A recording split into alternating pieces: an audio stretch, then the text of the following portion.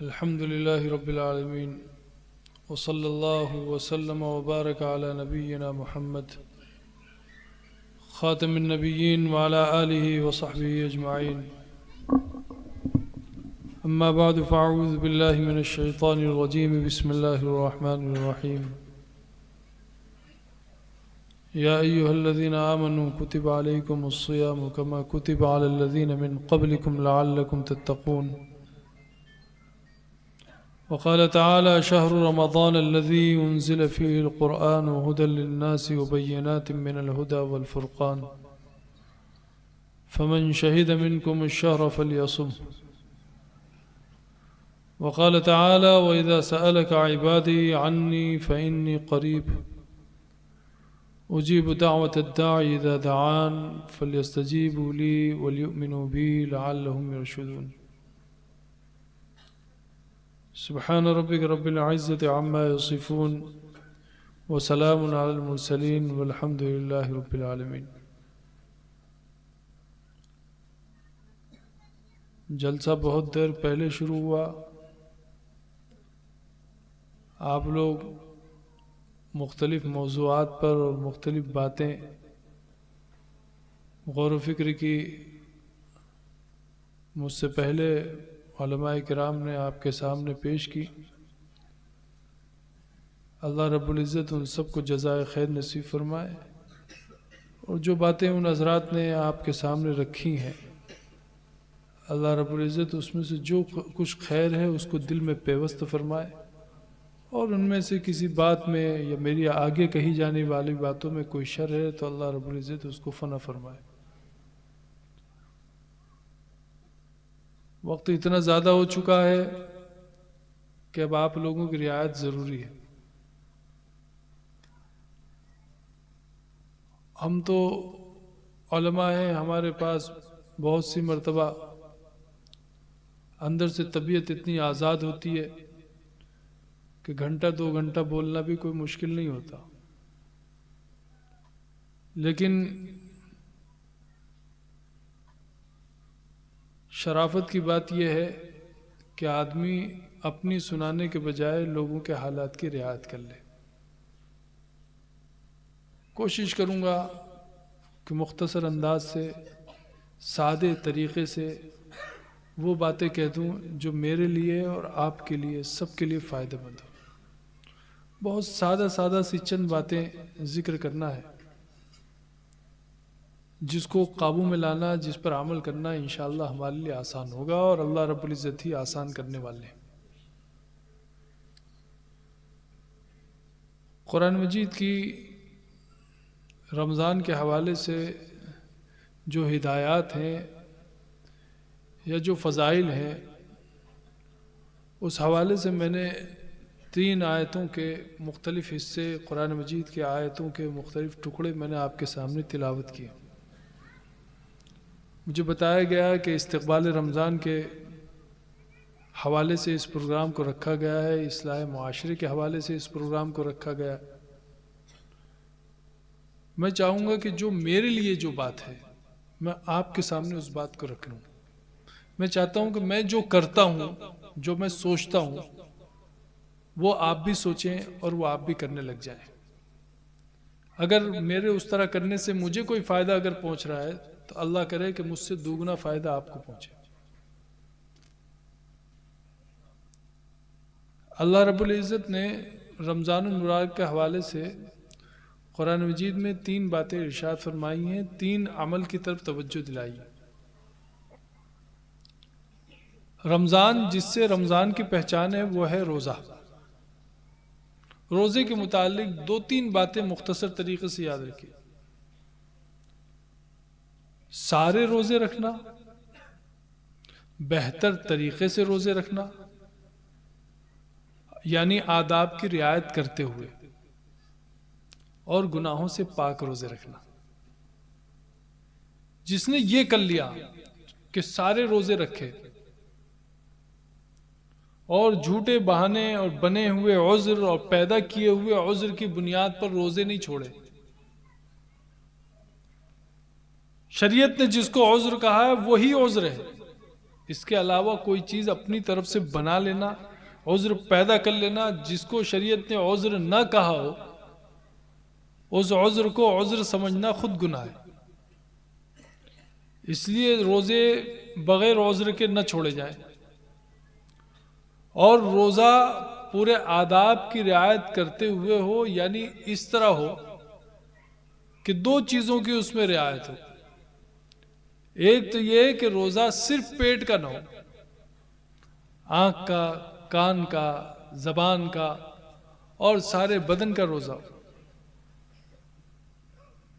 ورنہ حدیث شریف میں آتا ہے، رسول پاک صلی اللہ علیہ وسلم نے ارشاد فرمایا، رب صائم لیس حظہ من صیامہ الا الجوع والعطش۔ بہت سے روزے دار روزہ رکھتے ہیں، لیکن ان کے روزے کے بعد اگر آپ دیکھیں تو سوائے بھوک پیاس کے ان کے نامہ اعمال میں کچھ نہیں ملتا۔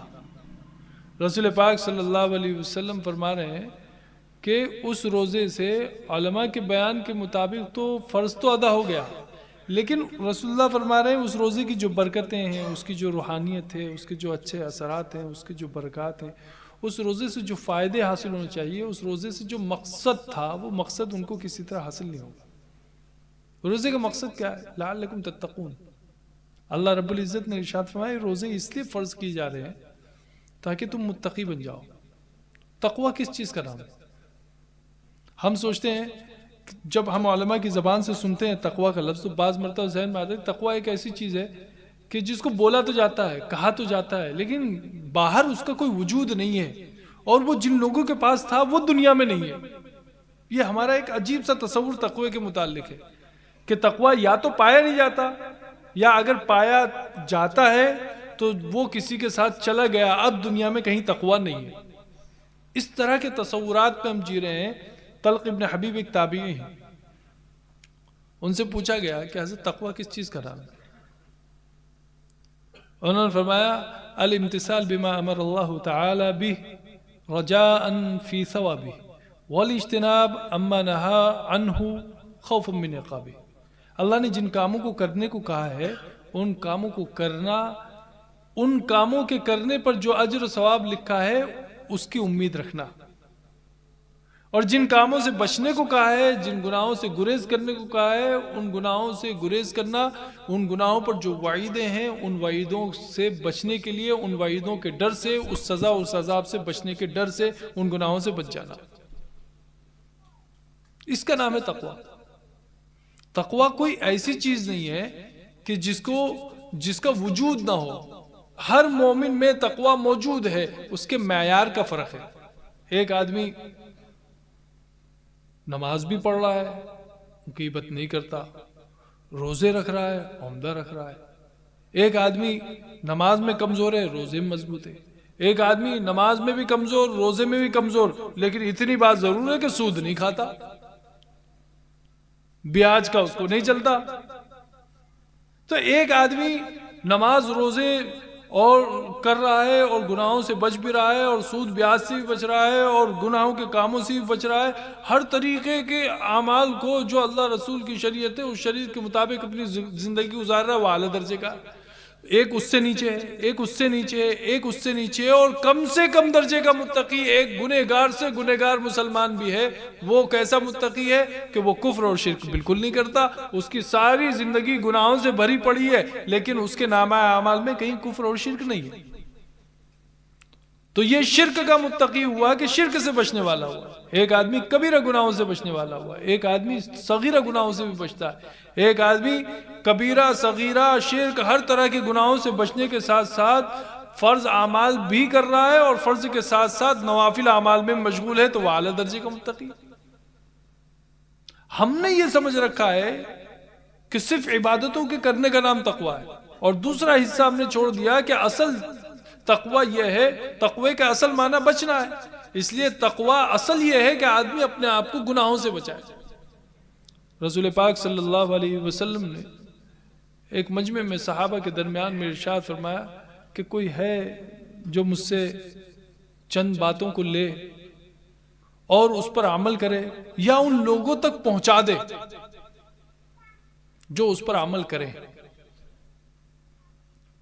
صحابہ خاموش کسی کی ہمت نہیں ہوئی کہ حضور علیہ الصلوۃ والسلام سے یہ کہتے کہ جی ہم تیار ہیں. کیوں؟ اس لیے کہ ان کے دل میں رسول اللہ صلی اللہ علیہ وسلم کی عظمت تھی، اور وہ جانتے تھے کہ رسول اللہ اگر یہ بات ارشاد فرما رہے ہیں کہ میں وہ بات کہوں گا کہ جس پر وعدہ کرنا پڑے گا کہ تم عمل کرو گے یا ان لوگوں تک پہنچاؤ گے جو عمل کرنے والے ہیں. رسول اللہ کا احترام ان کے دل میں ہے، اس لیے ان سے وعدے کا احترام بھی ان کے دل میں ہے. اس لیے صحابہ جلدی سے حضور کی کسی بات پر ہاں نہیں کہتے تھے. ہمارے دلوں میں چونکہ اللہ کی عظمت نہیں، اس لیے اللہ سے کیے ہوئے وعدے کا بھی احترام نہیں. ابھی رمضان مبارک آئے گا، مختلف موقعوں سے چھوٹے چھوٹے مجمع ختم قرآن کے الگ الگ مسجدوں میں، شہروں میں اور دیہاتوں میں لگتے ہیں. پورا مسلمان یہاں سے وہاں سے اکٹھا ہو جائے گا اور ایک دوسرے سے کندھا رگڑ کے اور لائٹیں بند کر کے اور آنکھیں بند کر کے خوب دعائیں مانگیں گے اور آمین آمین آمین اور رو کے نکلیں گے، اور اسی دعا میں اللہ سے کئی وعدے کر کے اٹھیں گے. لیکن ادھر رمضان مبارک کا مہینہ ختم ہوا، عید کا چاند دکھا اور ادھر وعدے ٹوٹنا شروع. کوئی رمضان ہماری زندگی میں انقلاب کا رمضان بنے گا یا نہیں، اس پر ہمیں سوچنا ہے. ہماری زندگی میں رمضان آئے اور گئے، اب بھی ایک رمضان آ رہا ہے اور چلا جائے گا، لیکن اس رمضان کے کیا تقاضے تھے، اس تقاضے پر ہماری کبھی نگاہ ہی نہیں گئی. رمضان کے روزے ہمیں متقی بناتے ہیں. رمضان کے روزے ہمیں دوسرے کی بھوک برداشت کرنے کی جو طاقت ہے اس طاقت کا ہمیں احساس دلاتے ہیں. ہمارا رمضان تو اب شروع ہو رہا ہے، اہل غزہ کا رمضان 5 مہینے پہلے سے شروع ہو چکا. کتنی بھوک برداشت کی انہوں نے، کتنی پیاس برداشت کی، کتنا خوف برداشت کیا، کتنے جنازے دیکھے، کتنے کفن سے محروم اس دنیا سے گئے، کتنے وہ لوگ ہیں کہ جن کو ان کے اہل و عیال دیکھ ہی نہیں پائے. جبالیہ میں جو بم گرا ہے، مولانا ایک ذکر کر رہے تھے، مجھے یاد آئی بات کہ 900 کلو یعنی تقریباً 1 ٹن کے 6 بم ایک ہی رات میں گرے. خدا کی قسم دل بیٹھ گیا اس جملے کو پڑھ کر جو لکھا گیا تھا اس خبر میں. اس میں لکھا تھا جبالیہ پر جب بم گرائے گئے ایک ہی رات میں 6 بم، تو اس خبر میں لکھا ہوا تھا کلہم شہداء ما فیہم جریح، کہ خدا کی قسم سارے شہید ہو گئے، ان میں ایک بھی زخمی بھی نہیں ہے کہ جس کو اسپتال لے جائے. روزہ تو ہم سب رکھ لیتے ہیں، لیکن جن کے روزے شروع ہو چکے ہیں، جو فاقے میں زندگی گزار رہے ہیں، یہ روزہ ہمیں یاد دلاتا ہے کہ کبھی ان کو بھی یاد کر لینا. اگر ہمارے پاس ایسے کوئی اسباب نہیں ہے، ایسے کوئی ذرائع نہیں ہے، ہمارے پاس ایسی کوئی راہیں نہیں ہے جہاں ہم اپنا کچھ پیش کر سکیں، لیکن ہمارے پاس اسلام نے، رسول پاک صلی اللہ علیہ وسلم نے ایک ایسی راہ ہمیں دی ہے کہ ہم اپنی دعائیں اللہ تک پہنچا کر اپنی دعاؤں کے صدقے، اپنی دعاؤں کی طاقت سے ان پر اللہ کی مدد اتروا سکتے ہیں. اتنا تو ہر مسلمان کا حق ہے نا.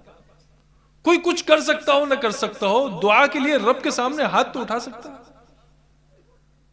اللہ رب العزت نے یہ ایک ایسا ذریعہ دیا ہے کہ کوئی مسلمان کتنا ہی بے دست و پا ہو، اس کے ہاتھ نہ چلتے ہوں، اس کے پیر نہ چلتے ہوں، اس کا دماغ نہ چلتا ہو، اس کی زبان نہ چلتی ہو، دعا تو دل کی آہ کا نام ہے، دعا تو دل کی آواز کا نام ہے. وہ بے آواز جو آواز نکلتی ہے دل سے، رب تعالیٰ کی اس پر بھی نگاہ ہے، رب تعالیٰ اس کو بھی سنتے ہیں. الاربعین امام نووی کی ہے، چاہل حدیث، میں اس کو پڑھ رہا تھا تو اس کی شرح بھی تھی ایک عرب عالم کی. اس میں ایک عرب عالم نے ایک عجیب بات لکھی کہ کتنے لوگ ایسے گزرے ہیں، تابعین اور تبع تابعین کے حالات میں سے کسی کا قول لکھا تھا کہ کتنے لوگ ایسے گزرے ہیں کہ 20 سال تک اپنی بیوی کے پاس پڑے ہوئے بستر میں وہ روئے ہیں 10 مرتبہ، لیکن ان کی بیوی تک کو اس کا علم نہیں ہوا کہ یہ آدمی میرے بغل میں لیٹا ہوا آنسو بہا رہا ہے. یہ کیفیت کبھی ہم میں بھی پیدا ہوگی اہل غزہ کے لیے؟ کبھی ہم بھی سوچیں گے کہ ہمارا کوئی مسلمان بھائی اگر دکھی ہے تو میرے پڑوس کو پتہ چلے یا نہ چلے، خود مجھے بھی بعض مرتبہ پتہ چلے نہ چلے، لیکن میرے دل کی آواز میرے رب کو پتہ چلتی ہے. ہم کسی بھی لمحہ اگر ہم ان کو یاد کر لیں تو اس یاد کرنے کے بعد کیا ہمارے دل سے ہم دعا کرنے تک میں کیا اللہ رسول کی جانب سے کسی توجہ دیے جانے کے یا کسی توجیہ اور ارشاد کے یا کسی تنبیہ کرنے کے ہم محتاج ہیں؟ یہ ہمیں سوچنا پڑے گا. ہمارا روزہ ایسا روزہ ہو کہ جس روزے میں گناہوں سے پاکی پوری طرح حاصل ہو. ہم سوچ رہے ہیں کہ عبادتوں کے کرنے کا نام تقویٰ ہے. اور رسول پاک صلی اللہ علیہ وسلم نے ارشاد فرمایا ہے کوئی جو میری ان باتوں کو لے خود عمل کرے یا دوسروں تک پہنچا دے. حضرت ابو ہریرہ نے ڈرتے ڈرتے ہاتھ اٹھایا، یا رسول اللہ میں ہمت کرتا ہوں. مجمع سارا صحابہ کا ہے. ہمت کر کے حضرت ابو ہریرہ نے جب ہاتھ اٹھایا تو رسول پاک صلی اللہ علیہ وسلم نے قریب بلایا. حضرت ابو ہریرہ کا ہاتھ پکڑا، ہاتھ پکڑ کے ان کی انگلیوں پر 5 باتیں شمار فرمائی. 1 2 3 4 5. اس میں سب سے پہلی بات جو ارشاد فرمائی بس وہ مجھے عرض کرنا. حضور نے ارشاد فرمایا اتق المحارم تکن عابد الناس. گناہوں سے بچنے لگ جاؤ، اللہ کے سب سے بڑے عبادت گزار بن جاؤ گے. ہمارا نوجوان، ہمارا بوڑھا، ہمارا بچہ کون ہے جو یہ کہہ سکے کہ میں گناہوں سے پاک ہوں؟ بہت ملیں گے عمرہ کرنے والے. جاؤ ندا لگاؤ، ہر گھر سے نکلیں گے عمرہ کرنے والے، حج کرنے والے، صدقہ دینے والے، زکوٰۃ دینے والے.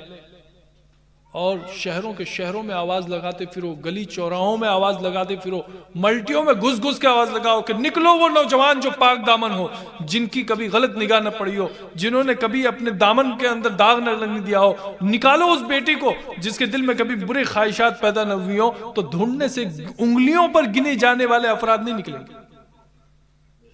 ہمارا معاشرہ گناہوں میں اتنا لت پت ہو چکا ہے کہ بڑے سے بڑے گناہ کرنے میں ہم جھجکتے نہیں، کیونکہ ہم نے سوچ رکھا ہے کہ ہمارے 4 سجدے ہمارے تمام گناہوں کو ختم کر دیتے ہیں، ہماری توبائیں ہمارے گناہوں کو ختم کر دیتی ہیں. بات بالکل درست ہے، لیکن وہ دن کب آئے گا کہ جس دن میں ہمارا روزہ صبح سے شام کا ہی کم سے کم اس طرح گزرے کہ 12-14 گھنٹے کا یہ پورا کا پورا عرصہ، پورا کا پورا روزہ ہمارا گناہوں سے پاک ہو.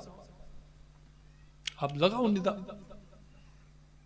عمرے والے ملیں گے، حج والے ملیں گے، صدقے والے ملیں گے، خیرات والے ملیں گے، قومی کام کرنے والے، اجتماعی کام کرنے والے، خدمت کرنے والے، سماجی خدمت کرنے والے، ملی تنظیموں والے، سب طرح کے لوگ ملیں گے. لیکن اگر آواز لگا دی جائے کہ نکالو اپنے معاشرے سے عفیف مرد، عفیف عورتیں، نکالو اپنے گھروں سے. رسول پاک صلی اللہ علیہ وسلم کے احادیث میں یہ بات موجود ہے کہ اگر چند عفیف، چند پاک دامن اگر اکٹھا ہو جائیں اور اللہ رب العزت سے گڑ گڑا کے کچھ مانگ لے تو اللہ رد نہیں کرتے. آج ہم کہہ رہے ہیں ہماری دعائیں قبول نہیں ہو رہی. کیوں دعائیں قبول نہیں ہو رہی؟ اسی لیے قبول نہیں ہو رہی ہیں کہ صرف دعا کے وقت میں تو ہم اللہ رب العزت سے لالچ لگاتے ہیں، لیکن دعا کے بعد ہم اللہ رب العزت سے کیے ہوئے وعدے کا خود ہمارے دلوں کے اندر احترام نہیں ہے. وہ تو صحابہ تھے، رسول اللہ کا احترام جانتے تھے.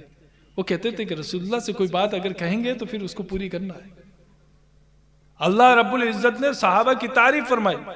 وعدے کی بات نکلی تو عرض کروں، اللہ رب العزت نے صحابہ کی تعریف فرمائی. فرمایا رجال صدقوا ما عاهدوا الله عليه فمنهم من قضى نحبه ومنهم من ينتظر وما بدلوا تبديلا. فرمایا یہ رسول اللہ آپ کے صحابہ میں بہت سے مرد ہیں، وہ مرد نہیں جو عورت کے مقابلے میں آتا ہے. مرد 2 طرح کے ہوتے ہیں. ایک مرد وہ جو عورت کے مقابلے میں آتا ہے. یہاں علماء بیٹھے ہیں، میں ذکر کر دوں عورتوں کو عربی میں اناث کہا جاتا ہے. اس کے مقابلے میں، عورتوں کے مقابلے میں جو مرد لفظ آتا ہے اس کے لیے عربی میں لفظ آتا ہے ذکور. اللہ نے یہ نہیں فرمایا ذکور صدقوا ما عاهدوا الله، اللہ نے فرمایا رجال صدقوا ما عاهدوا الله. مرد ہیں، مرد یعنی ان کے دلوں میں جرأت ہے، وہ غیرت مند ہیں، وہ بہادر ہیں. صدقوا ما عاهدوا الله علیہ، انہوں نے چپ کے اللہ رب العزت سے وعدہ کیا تھا. ہم جانتے ہیں، اللہ کہتے ہیں ہم جان رہے ہیں کہ وہ کون لوگ ہیں، لیکن ہم یہ بھی گواہی دے رہے ہیں کہ وہ مرد، وہ جرأت مند، وہ غیرت مند لوگ وہ ہیں صدقوا ما عاهدوا الله علیہ، جنہوں نے اللہ سے کوئی وعدہ کیا تو اس وعدے کو سچ کر دکھایا. فمنهم من قضى نحبه، ان میں سے کچھ وہ ہیں جنہوں نے اگر اللہ رب العزت سے کوئی وعدہ کیا تھا تو اس وعدے کے مطابق اپنی جان دے دی. ومنهم من ينتظر، کچھ وہ ہیں جو چپکے ہم سے وعدہ کیے ہوئے بیٹھے ہیں لیکن موقع کا انتظار کر رہے ہیں. وما بدلوا تبدیلا، اور ان کے دلوں میں، ان کی بات میں، ان کے قول و قرار میں، ان کے عہد و معاہدے میں کسی طرح کی کوئی تبدیلی نہیں آئی. وہ پکے مومن ہیں، منافق بالکل نہیں، اور وہ واقعی مرد ہیں، ان میں نامردی کا کوئی شائبہ نہیں. آج کے حالات ہیں، چونکہ موضوع اس طرف بھی گیا تھا تو میں ذکر کر دوں. آج کے حالات ہیں، اگر آپ کچھ نہیں کر سکتے 2 کام ضرور کیجیے. رمضان مبارک کا موسم آ رہا ہے، اس موسم میں 2 کام ضرور کیجیے. پہلا کام اپنے آپ کو گناہوں سے بچائیے، اور دوسرا کام روزے مکمل کیجیے. اور اللہ رب العزت نے رمضان مبارک کے حوالے سے اور 2 اعمال ذکر کیے ہیں. ان میں ایک عمل ہے قرآن مجید کی تلاوت کا، اس کے متعلق آپ بار بار سنتے رہتے ہیں، نمازوں میں سننا، نمازوں کے باہر سننا، خود بھی تلاوت کرنا، دوسرے تلاوت کر رہے ہوں تو اس کو سننا، قرآن مجید کو رمضان المبارک میں اور مہینوں سے زیادہ اپنے اعمال میں جگہ دینا، اس پر مجھے کچھ نہیں کہنا۔ تیسرا عمل جو اللہ رب العزت نے ارشاد فرمایا ہے وہ اس کے فوراً بعد آیا ہے، تو اس سے علماء نے نکالا ہے کہ وہ بھی رمضان ہی کا ایک عمل ہے۔ وہ کیا؟ وَإِذَا سَأَلَكَ عِبَادِي عَنِّي فَإِنِّي قَرِيبٌ۔ رسول پاک صلی اللہ علیہ وسلم سے کو خطاب کر کے فرمایا گیا کہ جب بندے میرے متعلق آپ سے پوچھیں تو آپ کہہ دیجئے کہ میں اپنی رحمت کے اعتبار سے قریب ہوں، اجیب دعوت الداعی اذا دعان۔ بندے جب دعا کرتے ہیں تو میں ان کی دعا کو سنتا ہوں اور میں ان کی دعا کو قبول کرتا ہوں۔ پھر ارشاد فرمایا فَلْيَسْتَجِيبُوا لِي، بندوں کو بھی چاہیے، میں ان کی سنتا ہوں نا، بندوں کو بھی چاہیے کہ وہ بھی میری بات مانا کریں۔ فَلْيَسْتَجِيبُوا لِي، اللہ فرما رہے بندے کو بھی چاہیے کہ وہ میری بات مانا کریں، وَلْيُؤْمِنُوا بِي، اور اپنی دعا مانگنے میں، اپنے عمل کرنے میں، میری بات ماننے میں مجھ پر یقین تو رکھا کریں۔ وَلْيُؤْمِنُوا بِي، مجھ پہ یقین رکھیں کہ میں دعا سنوں گا۔ جب کوئی عمل کریں دین کا تو یقین رکھیں کہ اللہ رب العزت اس کو قبول کریں گے۔ جب کوئی خدشہ ایسا پیدا ہو کہ پتہ نہیں یہ صحیح ہے کہ نہیں صحیح ہے، لیکن قرآن کا جب حکم آ جائے تو یقین رکھا کریں کہ یہی صحیح ہے، اس کے مقابلے میں جو قانون آتا ہے وہ جوتوں کے نوک پر رکھے جانے کے قابل ہے۔ وَلْيُؤْمِنُوا بِي، وہ مجھ پر یقین رکھے۔ یہ نہیں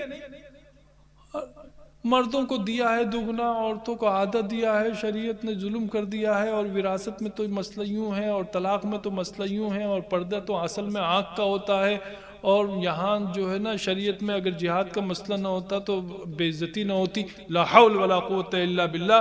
یہ اور اس طرح کے خیالات میں بہت سے لوگ جیتے ہیں کہ شریعت میں یہ مسئلہ نہیں ہوتا تو ہماری بے عزتی نہ ہوتی، یہ نہ ہوتا تو یہ ہو جاتا، یہ نہ ہوتا تو یہ ہو جاتا۔ وہ دبے بول نہیں رہے ہیں کہ مفتی کفر کا فتویٰ لگا لے گا، لیکن اندر اندر ٹھسے ہوئے ہیں سوالات، اور دماغ میں بیٹھے ہوئے ہیں، کہہ اس لیے نہیں پا رہے ہیں کہ کسی سے فتویٰ سننے کی ان میں ہمت نہیں ہے، لیکن اندر اندر ان کے دل میں یہ بات چھپی ہے۔ اللہ رب العزت دیکھ رہے ہیں، اگر وہ دنیا میں ظاہر کے اعتبار سے انہی وسوسوں کو لیے ہوئے رہا، لیکن ظاہری اعتبار سے وہ مسلمان گیا، نام مسلمان کا، ماں باپ مسلمان، محلہ مسلمان، سماج مسلمان، مسلمان معاشرہ مسلمانوں کی نماز میں شامل ہوا، مسلمانوں کے ساتھ حج کیا، مسلمانوں کے مکہ اور مدینہ میں گیا، لیکن یہ خیالات اگر اس کے دل میں ایسے جگہ پکڑ لیے کہ اس کو لگنے لگا کہ شریعت میں یہ مسئلہ ٹھیک نہیں ہے، قرآن میں یہ بات صحیح نہیں ہے، اللہ رسول کا یہ حکم حالات کے اعتبار سے بالکل بھی نہیں ہے، یہاں غلطی اللہ اور اس کے رسول سے نعوذ باللہ ہوئی ہے، یہاں حالات کے اعتبار سے علماء نے جو صراحت کی ہے وہ صراحت چاہے اتفاقی ہو لیکن درست نہیں ہے، تو چاہے اس دنیا میں اس مسلمان کو اس کو مسلمان سمجھتے ہوئے اس کی نماز جنازہ پڑھ لی جائے، لیکن کل قیامت میں وہ مسلمانوں کے ساتھ نہیں اٹھنے والا۔ یہ سچائی فرمایا وَلْيُؤْمِنُوا، مسلمانوں کو چاہیے کہ وہ بھی، اللہ فرما رہے فَلْيَسْتَجِيبُوا لِي، وہ بھی تو میری بات مانیں، وہ بھی تو میرے قرآن میری شریعت پر یقین رکھیں، وہ بھی تو میرے دین پر اطمینان رکھیں۔ یہ کون سی بات ہو گئی کہ خدا مجھے مان رہے ہیں لیکن حکم کسی اور کا مان رہے ہیں؟ یہ کون سی بات ہو گئی کہ سجدہ مجھے کر رہے ہیں مسجد کے اندر اور مسجد کے باہر جو ہے وہ شریعت کو غلط ٹھہرا رہے ہیں؟ فَلْيَسْتَجِيبُوا لِي وَلْيُؤْمِنُوا بِي لَعَلَّهُمْ يَرْشُدُونَ۔ اس سے فائدہ یہ ہوگا کہ یہ رشد و ہدایت پر رہیں گے۔ رمضان کے اس مبارک ماہ میں، بس 2-3 منٹ میں اپنی بات مکمل کرتا ہوں۔ رمضان کے اس مبارک ماہ میں جب آپ دعا کریں،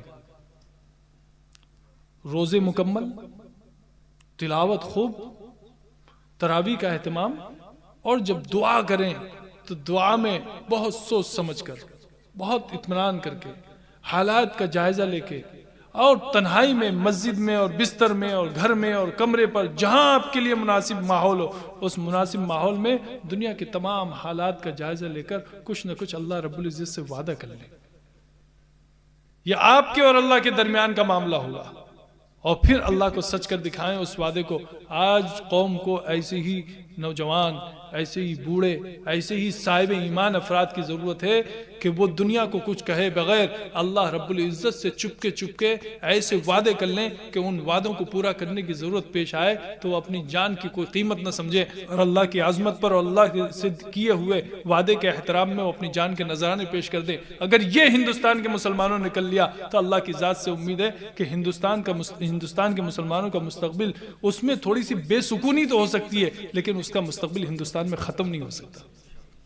اللہ رب العزت ہم سب کو رمضان وصول کرنے کی توفیق نصیب فرما دے۔ بہت سی غلطیاں سماج میں، معاشرے میں، نشہ ہے، نشے کی طرح کی چیزیں ہیں، دھوؤں کا لین دین ہے نا، شیشہ ہوتا ہے، ہاں، حرام کاریاں بہت سی ہوتی ہیں، بہت سے ناجائز کمائی کے راستے ہوتے ہیں، ہاں، آج کل لوگ جو ہے کرکٹ کھیل رہے ہیں، روزے میں کرکٹ کھیل رہے ہیں، پیسوں سے میچ کھیل رہے ہیں، یہ ہو رہا ہے، وہ ہو رہا ہے۔ ان سب غلطیوں کو آہستہ آہستہ، نوجوانوں سے میری بہت عاجزانہ، بہت محبت کے ساتھ گزارش ہے کہ تم رسول اللہ کے امتی ہو، اب اسلام تمہارا تقاضا کر رہا ہے، اب اسلام کو تمہاری ضرورت ہے، اللہ کے واسطے اسلام کو اب بے سہارا نہ چھوڑو۔ ایک ایسے وقت میں جب اسلام تمہیں پکار رہا ہے، تمہیں اللہ کی طرف سے دعوت دی جا رہی ہے، تم پر حالات اتنے سخت آئے کہ ان سخت حالات کا تمہیں اگر احساس ہو نہ ہو، لیکن اللہ رب العزت نے تمہارے قوم کے دانشوروں سے، سمجھداروں سے، ہمدردان ملت سے، علماء سے، خیر سگالی رکھنے والے اور تمہارے لیے اچھا سوچنے والوں نے تمہیں وقت سے پہلے آگاہ کر دیا کہ تمہارے لیے حالات ٹھیک نہیں ہے، اسلام تمہیں پکار رہا ہے، مسجد تمہیں پکار رہی ہے، مدرسہ تمہیں پکار رہا ہے، اللہ تمہیں پکار رہے ہیں، اور جنت تمہیں بلا رہی ہے۔ اور رمضان میں تو مستقل یہ اعلان ہو رہا ہے، یا باغی الخیر اقبل و یا باغی الشر اقصر، اے خیر کے طالبو آگے بڑھو، اے شر کے طالبو پیچھے ہٹو، اب تو گناہوں سے باز آ جاؤ، اب تو نیکیوں کی طرف بڑھنے چڑھنے لگ جاؤ۔ تو ایک ایسا وقت ہے کہ اس وقت میں اس قوم کو، دین کو، اسلام کو ضرورت ہے، اچھے لوگوں کی ضرورت ہے، اسلام کو، اسلام کے چاہنے والوں کی۔ جوانوں سے امید کی جاتی ہے کہ وہ اپنی زندگیوں کو بہتر بنائیں گے اور اسلام کی پکار پر لبیک کہیں گے اور اسلام کے لیے اپنی زندگی خرچ کرنا شروع کریں گے۔ اللہ رب العزت ہم سب کو سمجھ کے عمل کی توفیق نصیب فرمائے۔ آمین۔ وآخر دعوانا ان الحمدللہ رب العالمین۔